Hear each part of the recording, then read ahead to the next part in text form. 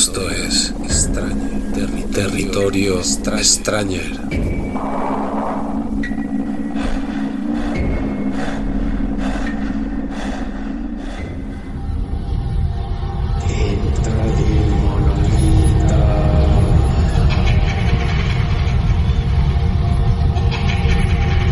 Bienvenidos, amigos, a Territorio Extrañer.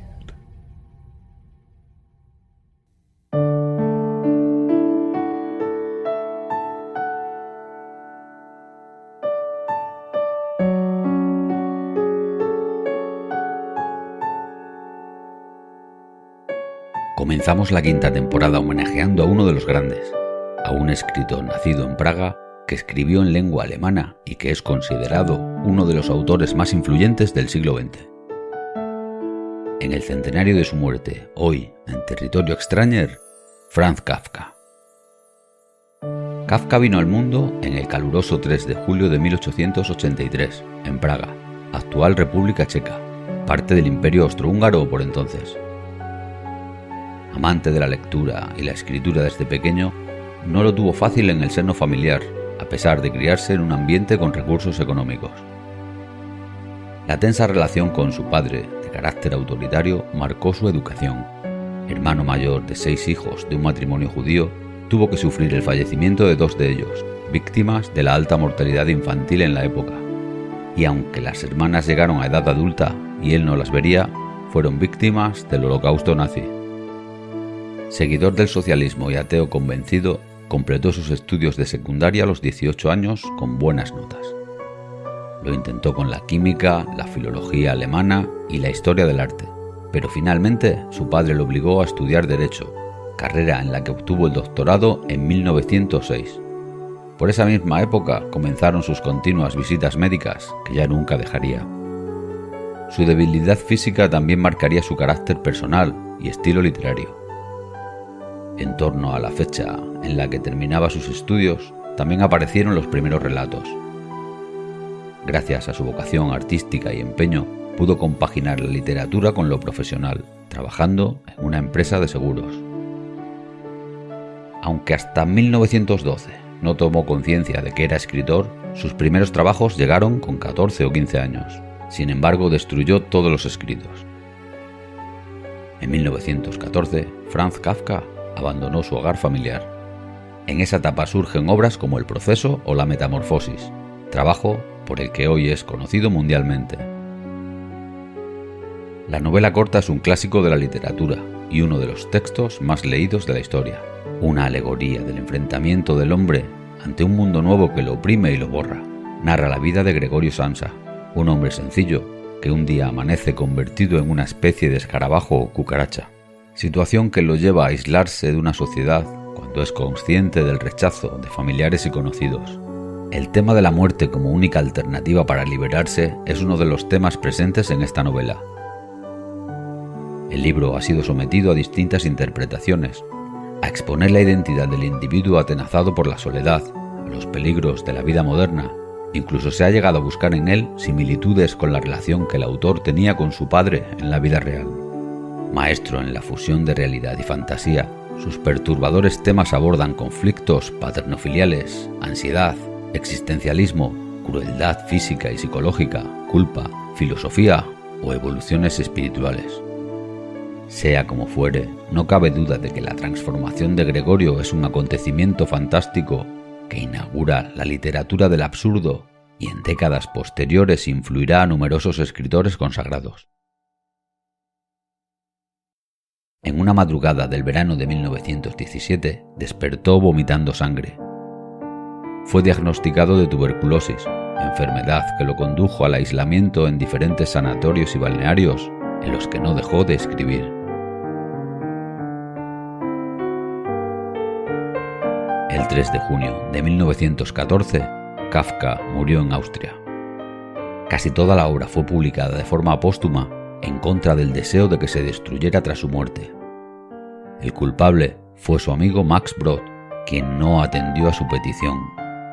Max afirmó que debería haber designado a otro albacea si estaba total y completamente decidido a que se cumplieran sus instrucciones.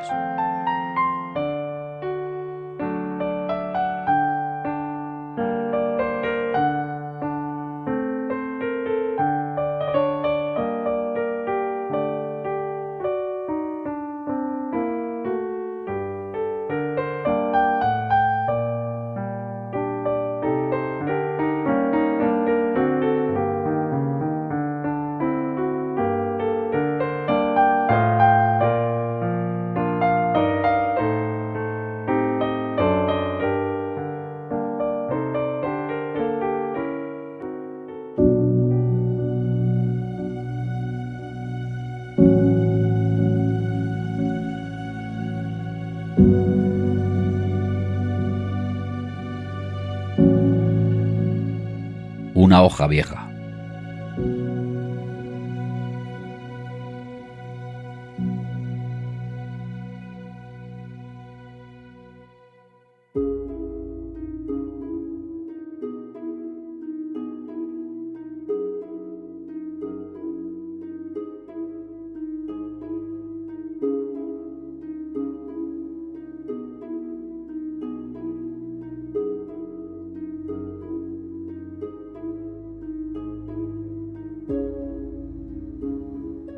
Es como si se hubieran descuidado muchas cosas para la defensa de nuestra patria.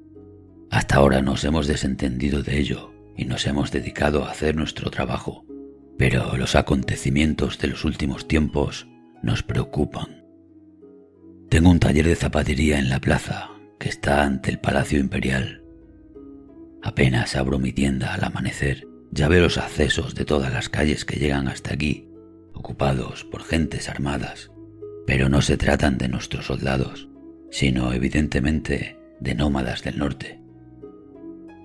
De una forma incomprensible para mí, se han abierto paso hasta la capital, que sin embargo está muy alejada de la frontera. En cualquier caso, están aquí y parece que cada día haya más. Conforme a su modo de ser, acampan al aire libre porque detestan las casas. Ocupan su tiempo en afilar las espadas, sacar punta de las lanzas o hacer ejercicios a caballo. Han hecho un verdadero establo de esta tranquila plaza mantenida siempre escrupulosamente limpia. Bien es verdad que nosotros a veces intentamos salir de nuestras tiendas y quitar al menos la mayor parte de la basura, pero cada vez ocurre esto con menos frecuencia, porque el esfuerzo es inútil. Y además nos pone en peligro de caer bajo los furiosos caballos o ser heridos por el látigo. No se puede hablar con los nómadas, no conocen nuestra lengua y apenas tienen una lengua propia. Entre sí se entienden de una forma parecida a como lo harían los grajos. Una y otra vez se oye este grito de los grajos. Nuestra forma de vida, nuestras instituciones, les son tan incomprensibles como indiferentes. Por esa razón también se niegan a adoptar todo lenguaje por señas. Ya te puedes dislocar las mandíbulas o retorcerte las manos en torno a las muñecas. Ellos no te han entendido ni jamás te entenderán. A veces hacen muecas, entonces el blanco de los ojos les da la vuelta y les sale espuma por la boca. Sin embargo, no pretenden decir nada con esto, ni tampoco quieren asustar. Lo hacen porque es su forma de ser. Toman lo que necesitan. No se puede decir que usen la violencia. Ante su intervención uno se echa a un lado y lo deja todo a su merced. También han cogido más de una pieza de mis provisiones, pero no me puedo quejar de ello si veo cómo le va al carnicero. Apenas introduce sus mercancías, ya se las han arrebatado todas, y todo es devorado por los nómadas. También sus caballos comen carne. A veces un jinete está tumbado junto a su caballo y ambos se alimentan con el mismo trozo de carne, cada uno por una punta. El carnicero tiene miedo y no sabe poner fin al suministro de carne. No obstante, nosotros le comprendemos. Juntamos dinero y lo ayudamos. Si los nómadas no recibieran carne alguna, ¿quién sabe lo que se les ocurriría hacer? De todas formas, ¿quién sabe lo que se le ocurrirá hacer incluso consiguiendo diariamente carne?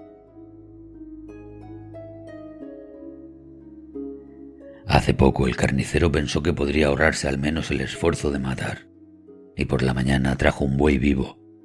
Jamás volverá a repetirlo. Yo permanecí tumbado aproximadamente una hora en la parte de atrás de mi taller, aplastado contra el suelo y con todas mis ropas, cobertones y almohadas colocadas sobre mí, solo por no oír los mugidos del buey sobre el que se arrojaban los nómadas desde todas las partes para arrancar con los dientes trozos de carne caliente. Ya hacía rato que todo estaba tranquilo antes de que yo me atreviera a salir. Cansados, estaban tumbados en torno a los restos del buey, como los borrachos alrededor de un barril de vino. Precisamente en aquella ocasión me pareció haber visto al mismísimo emperador en la ventana del palacio. Nunca en otras ocasiones viene a estos aposentos exteriores. Habita solo el jardín más interior, pero en esta, al menos así me lo pareció, estaba en la ventana y miraba con la cabeza agachada lo que ocurría ante el palacio.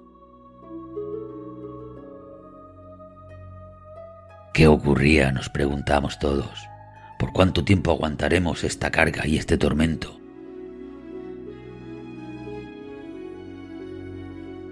El palacio imperial ha atraído a los nómadas, pero no saben cómo expulsarlos de nuevo. La puerta permanece cerrada. La guardia, que antes entraba y salía desfilando solemnemente, permanece ahora detrás de las ventanas enrejadas.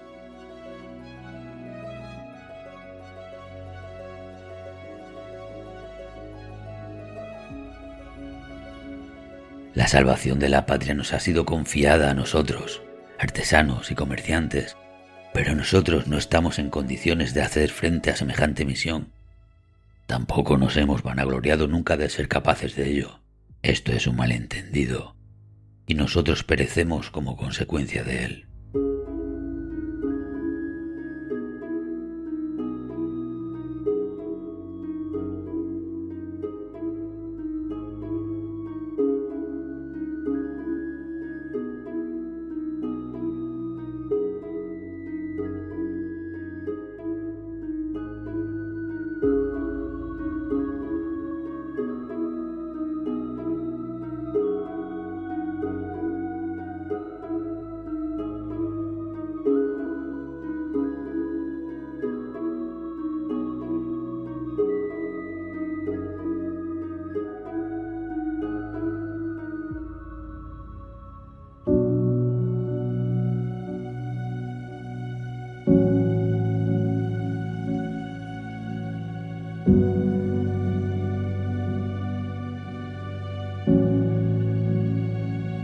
Las preocupaciones de un padre de familia.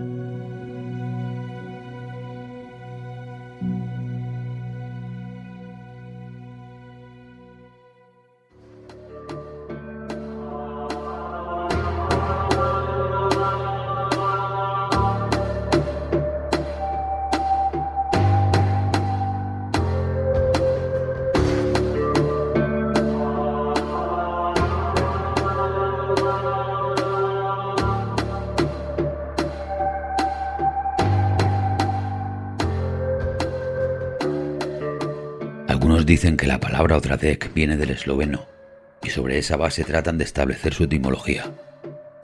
Otros, en cambio, creen que es de origen alemán, con alguna influencia del esloveno, pero la incertidumbre de ambos supuestos despierta la sospecha de que ninguno de los dos sea correcto, sobre todo porque no ayudan a determinar el sentido de esa palabra. Como es lógico, nadie se preocuparía por semejante investigación si no fuera porque existe realmente un ser llamado Odradek. A primera vista tiene el aspecto de un carrete de hilo en forma de estrella plana. Parece cubierto de hilo, pero más bien se trata de pedazos de hilo, de los tipos y colores más diversos, anudados o apelmazados entre sí. Pero no es únicamente un carrete de hilo, pues en su centro emerge un pequeño palito al que está fijado otro en ángulo recto. Con ayuda de este último por un lado y con una especie de prolongación que tiene uno de los radios por el otro, el conjunto puede sostenerse como sobre dos patas. Uno siente la tentación de creer que esta criatura tuvo, tiempo atrás, una figura más razonable y que ahora está rota. Pero este no parece ser el caso. Al menos no encuentro ningún indicio de ello. En ninguna parte se ven huellas de añadidos o de puntas de rotura que pudieran darnos una pista en ese sentido. Aunque el conjunto es absurdo, parece completo en sí. Y no es posible dar más detalles, porque Odradek es muy movedizo y no se deja atrapar. Habita alternativamente bajo la techumbre, en escaleras o en pasillos y en el zaguán, pero no se deja ver durante varios meses, como si se hubiese ido a otras casas, pero siempre vuelve a la nuestra. A veces, cuando uno sale por la puerta y lo descubre arrimado a la baranda, al pie de la escalera, entran ganas de hablar con él. No se le hacen preguntas difíciles, desde luego, porque como es tan pequeño, uno lo trata como si fuera un niño. ¿Cómo te llamas?, le pregunto. Odradek, me contesta. ¿Y dónde vives? Domicilio indeterminado, dice y se ríe. Es una risa como la que se podría producir si no se tuvieran pulmones. Suena como el crujido de hojas secas y con ella suele concluir la conversación. A veces ni siquiera contesta y permanece tan callado como la madera con la que parece hecho.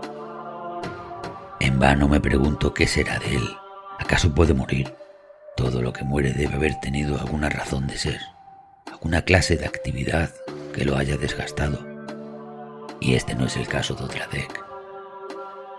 ¿Acaso rodará algún día por la escalera arrastrando los hilos ante los pies de mis hijos y de los hijos de mis hijos? No parece que haga mal a nadie, pero casi me resulta dolorosa la idea de que me pueda sobrevivir.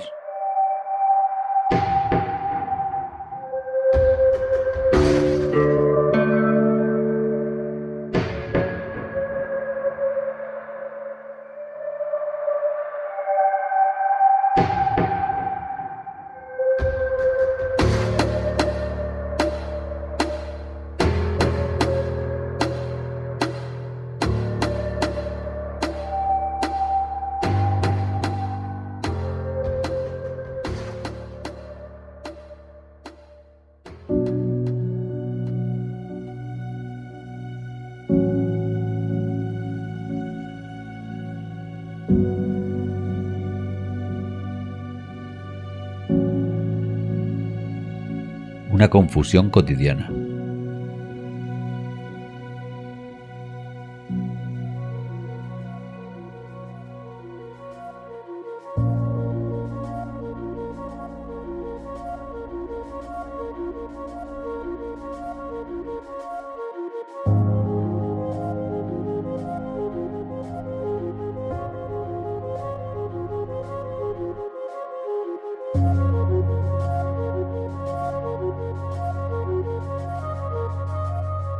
Un incidente cotidiano del que resulta una confusión cotidiana. A tiene que cerrar un negocio con B en H. Se traslada a H para una entrevista preliminar.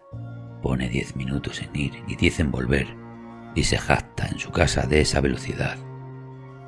Al otro día vuelve a H, esta vez para cerrar el negocio. Como probablemente esto le exigirá muchas horas, A sale muy temprano, aunque las circunstancias, al menos en opinión de A, son precisamente las de la víspera. Tarda 10 horas esta vez en llegar a H. Llega al atardecer, rendido. Le comunican que B, inquieto por su demora, ha partido hace poco para el pueblo de A y que deben haberse cruzado en el camino. Le aconsejan que espere. A, sin embargo, impaciente por el negocio, se va inmediatamente y vuelve a su casa. Esta vez, sin poner mayor atención, hace el viaje en un momento. En su casa le dicen que B llegó muy temprano, inmediatamente después de la salida de A, y que hasta se cruzó con A en el umbral y quiso recordarle el negocio, pero que A le respondió que no tenía tiempo y que debía salir enseguida. A pesar de esta incomprensible conducta, B entró en casa a esperar su vuelta y ya había preguntado muchas veces si no había regresado aún, pero seguía esperándolo, siempre en el cuarto de A. Feliz de hablar con B y de explicarle lo sucedido, A corre escaleras arriba. Casi al llegar tropieza. Se tuerce un tendón y a punto de perder el sentido, incapaz de gritar, gimiendo en la oscuridad, oye a B, tal vez muy lejos ya, tal vez a su lado, que baja la escalera furioso y que se pierde para siempre.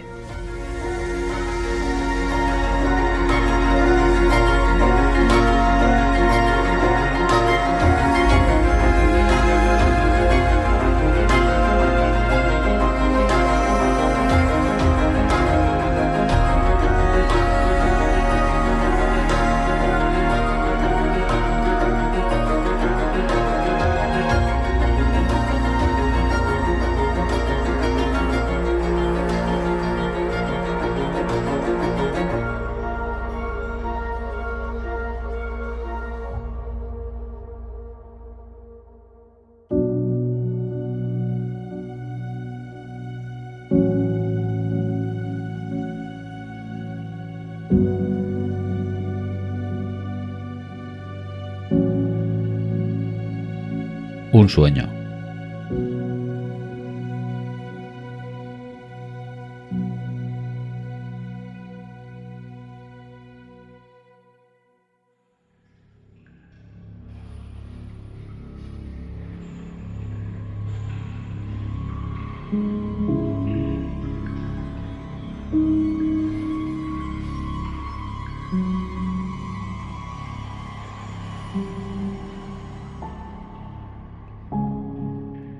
Joseph K. soñó. Era un hermoso día y K quería pasear, pero apenas había dado 2 pasos cuando ya se encontraba en el cementerio. Allí había 2 caminos muy artificiosos que se entrecruzaban de forma poco práctica, pero él se deslizó por ellos como por un torrente, con una actitud imperturbable y fluctuante. Desde la lejanía descubrió un túmulo reciente en el que quería detenerse. Ese túmulo ejercía sobre él una atracción poderosa y no creía ir suficientemente rápido.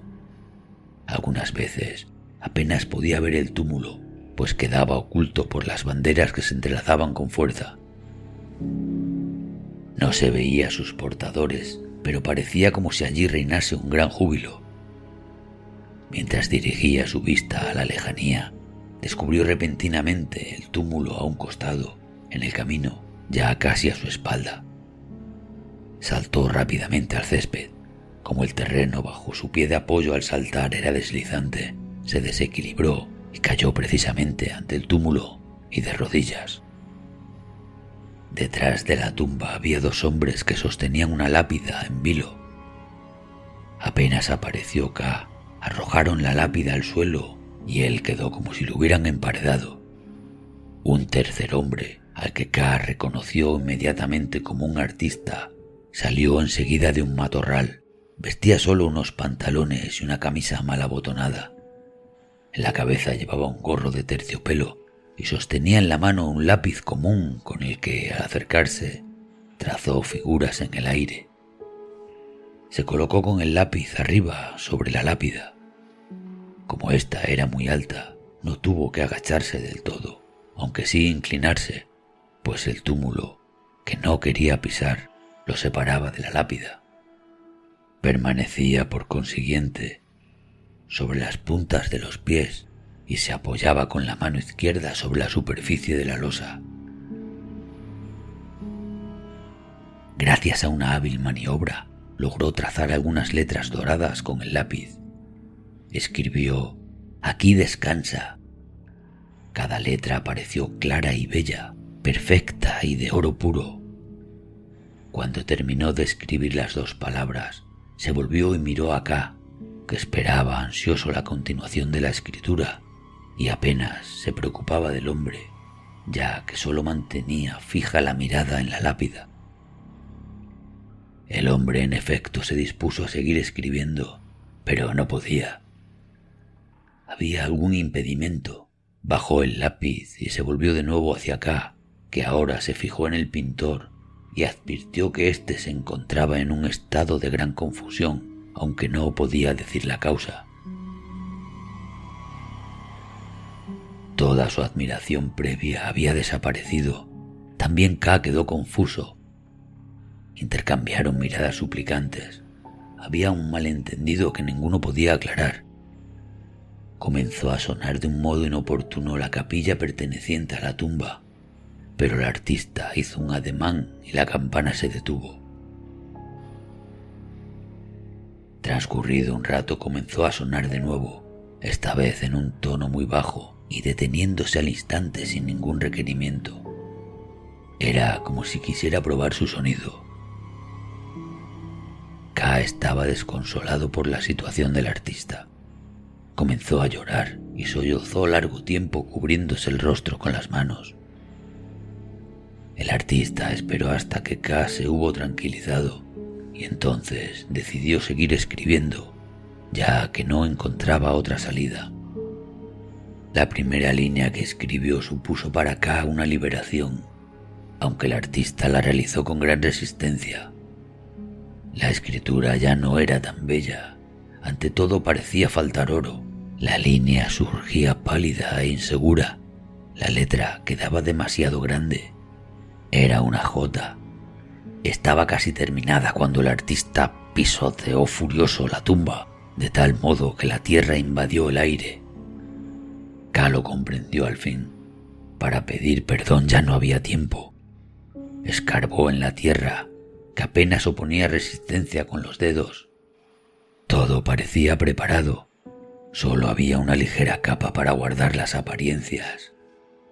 Una vez retirada, apareció una gran fosa con paredes escarpadas, en la que K se hundió, puesto de espaldas por una suave corriente, mientras él, con la cabeza todavía recta sobre la nuca, ya era recibido por una impenetrable profundidad. Su nombre era inscrito con poderosos ornamentos en la piedra. Fascinado por esa visión, despertó.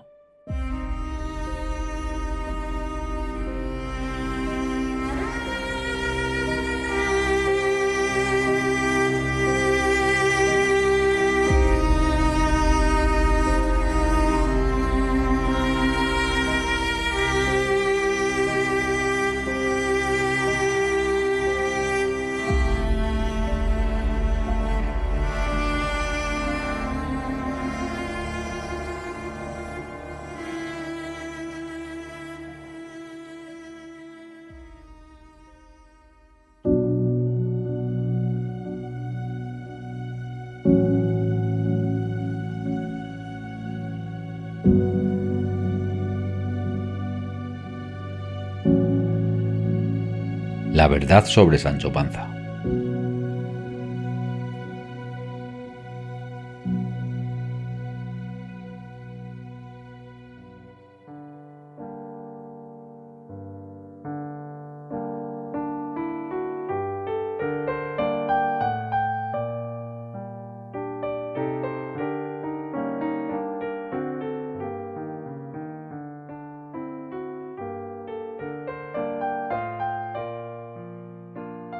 Sancho Panza, que por lo demás nunca se jactó de ello, logró con el correr de los años, mediante la composición de una cantidad de novelas de caballería y de bandoleros, en horas del atardecer y de la noche, apartar a tal punto de sí a su demonio, al que luego dio el nombre de Don Quijote, que éste se lanzó irrefrenablemente a las más locas aventuras, las cuales, empero, por falta de un objeto predeterminado, y que precisamente hubiera decidido ser Sancho Panza, no hicieron daño a nadie.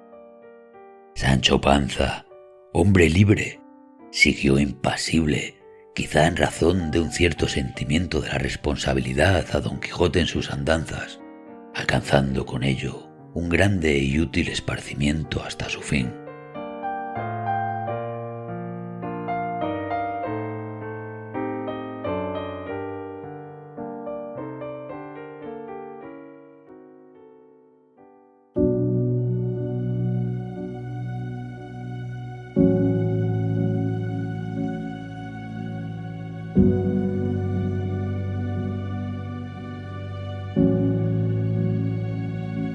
La partida.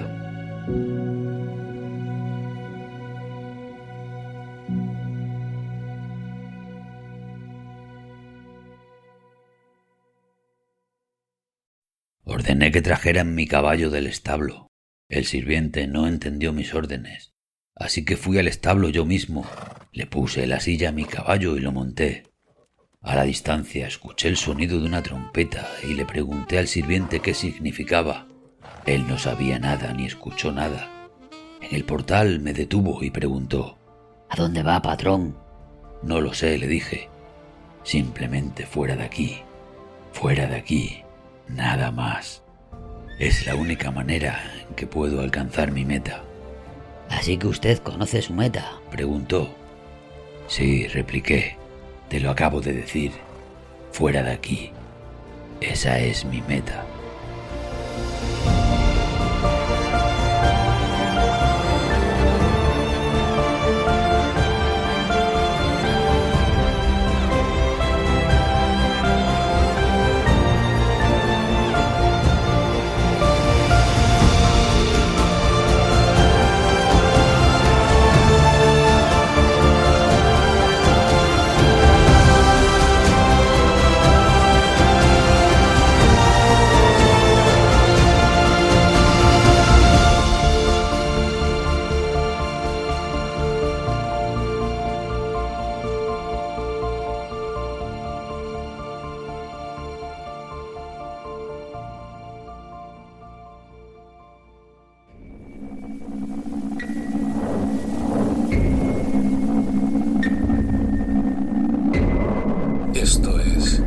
Esto es Extrañer. Territorio Extrañer.